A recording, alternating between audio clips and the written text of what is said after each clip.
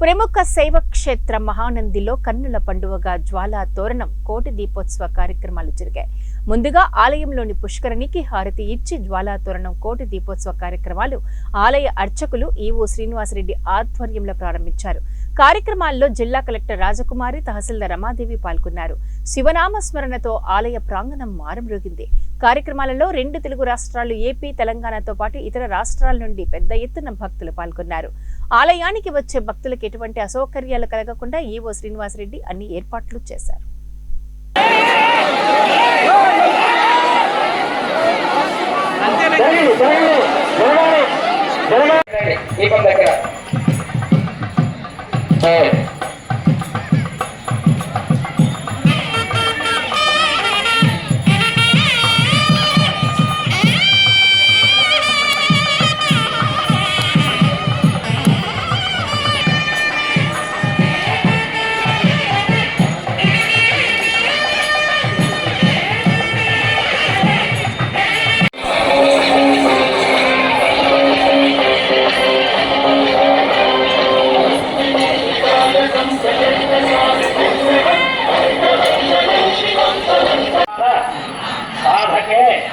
शरण्ये त्र्यंबके गौरी